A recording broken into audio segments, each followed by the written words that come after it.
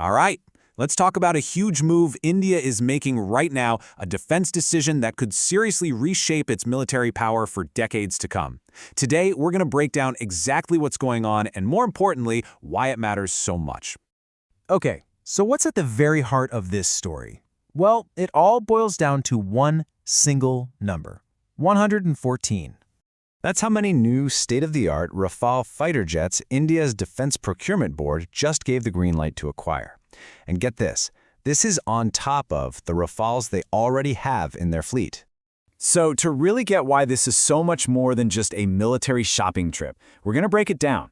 We'll look at India's new big bet on the Rafale, the tough spot its Air Force is in right now, the whole Make in India angle, why they picked this jet over some other serious contenders, and finally, the two-front challenge that's driving this entire decision.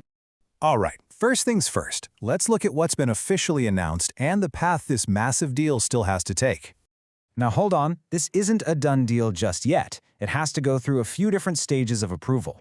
It's already cleared the first hurdle, the Defense Procurement Board.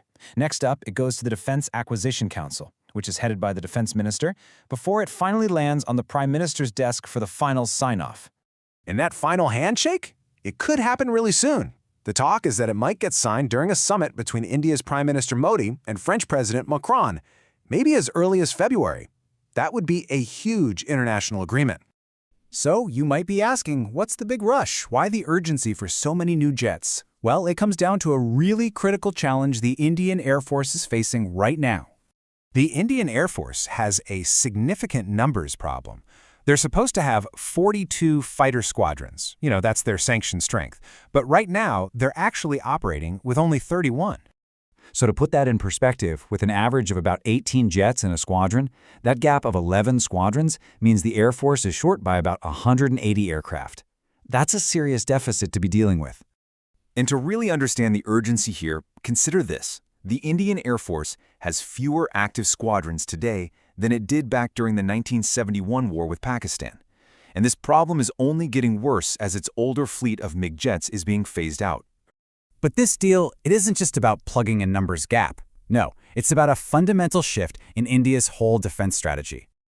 The real game changer here is something called technology transfer.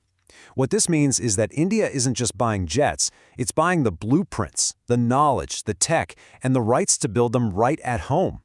This could absolutely transform its domestic industry.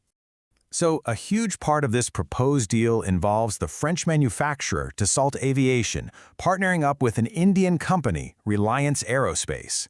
And the way it's structured, the Indian company would hold the majority stake, all to build these jets right inside India.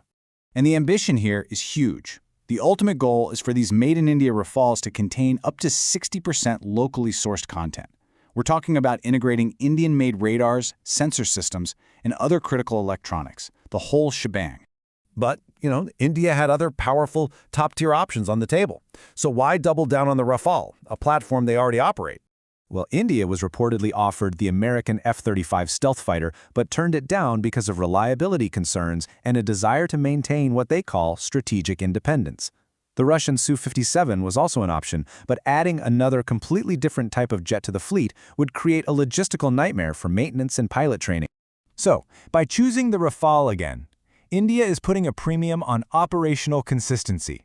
It means the pilots, the ground crews, the entire supply chain, they're all already familiar with the aircraft. This just creates a much more efficient and ultimately more combat-ready force. Okay, so let's zoom out for a second and see how this massive decision fits into India's grand strategic planning. This entire deal is really being driven by one core strategic principle: being ready for a two-front war. That's the military doctrine for having the power to handle a potential conflict with both Pakistan and China at the same time. So you see, this deal is like a strategic multi-tool. It's designed to counter regional rivals, to achieve tech parity with jets like China's J-10C, and even to push back against propaganda that was questioning the Rafale's capabilities. At the end of the day, it's all about building a deterrent that's powerful enough to maintain stability. So in the end, this massive investment is a calculated bet to secure India's skies for decades to come. But it does leave us with one big question to think about. With this deal and this huge shift to domestic production, Is India's air power finally becoming future-proof?